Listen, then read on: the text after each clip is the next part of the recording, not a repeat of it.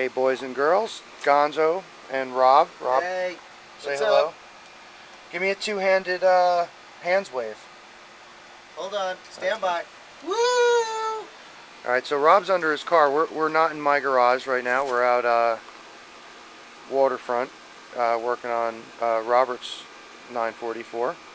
And this is going to serve as videos 6 and possibly 7 of my timing belt series, because somehow in the confusion, the installation and tensioning of our belts, as well as alignment with the all the sprocket alignment, was lost.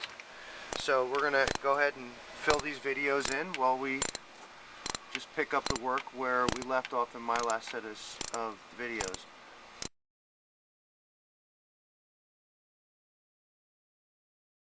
So right now, Rob's putting his tensioner on. Now, Rob's tightening it, which is he shouldn't be doing, because he wasn't instructed to do that.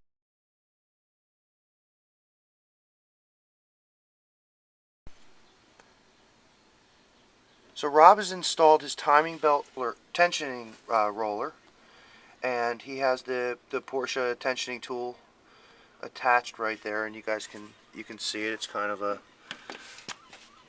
flat-faced wrench.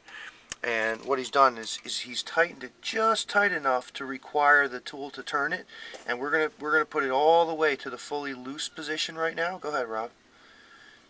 There you go. So the eccentric knuckle is pointed straight to the top of the car, and that gives us as much space as possible so as when we set the belt before we try and tension it.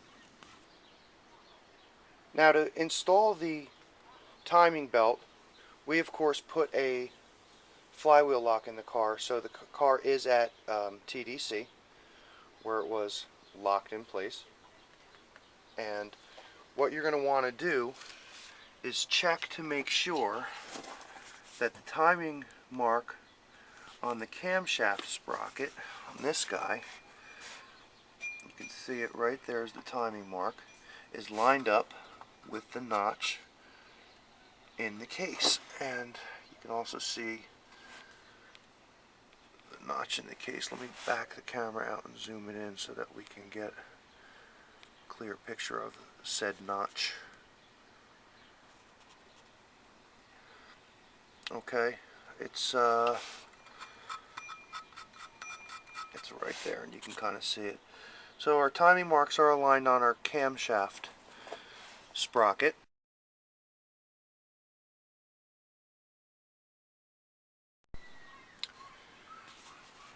Right, to install the timing belt, which is where we are in our process, we're going to start by putting the belt around the crank sprocket.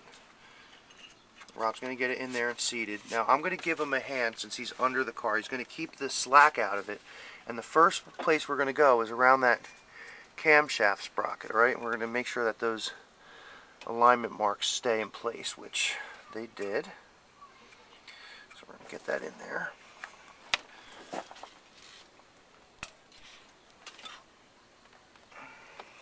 Get it in further.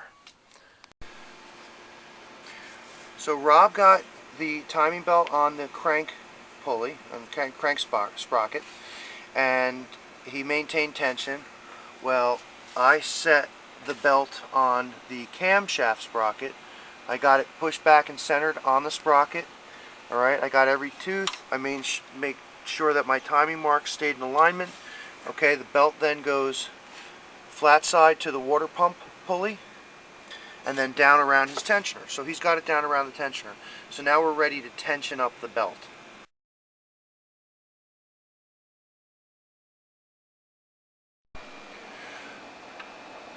So what we're going to do now is we're going to tension up this belt. We're going to use the thumb and forefinger technique, alright, and at the largest gap here between the crank sprocket and the camshaft sprocket, right in the center of that, we're going to want to get this belt tight so that we can flip it 90 degrees, right? Which is like that. Once it's any tighter, then it's too tight, and if it's too loose, if we could spin it all the way over, then it wouldn't be tight enough. So Rob, go ahead and you can start cranking it down. And let's just hold right there for a second. That looks pretty good. Why don't you see if you can tension up a little bit more? I would back it off just a hair, Rob. Okay. Like that. Now that feels good right there. I'm able to turn it 90 degrees and not much more without it doing any damage to myself or the belt. So go ahead, I'm going to hold this wrench in place, the tensioning wrench, Okay, and Rob's going to tighten her up with a 17mm ratchet.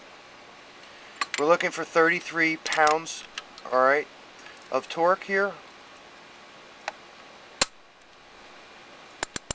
So he's going to go about as tight as he can go by hand, and then we're going to do it. We're going to go back around and sweep all these bolts with a torque wrench when we're done. Yep, that's good. Alright? Alright, so that's, now that the timing belt is routed and in place, next thing we're going to do is we're going to install the guard for the water pump, which goes from this mounting stud right here up through this one. So we'll cut right back in. We'll go ahead and get the guard and the retaining nuts, and we'll come right back in. Alright, so Rob's going to do the next couple steps from the top of the car. So as we finish up button up the timing belt section of this, obviously he's got his guide for the water pump. Alright. He's got a 10mm and both nuts. We have the idler pulley that's going to go on the back of the timing belt before we get the balance belt assembly, and a 17mm to do that. So Rob's going to start by putting in the shield for the timing belt that goes around the water pump. Now it mounts on the two studs. The flat side goes down and the notch is going to be facing outward. It's going to slide right over those two studs. It's going to seat nicely. Just and like then that. you've got two recessed castle nuts that are going to mount up with the 10mm.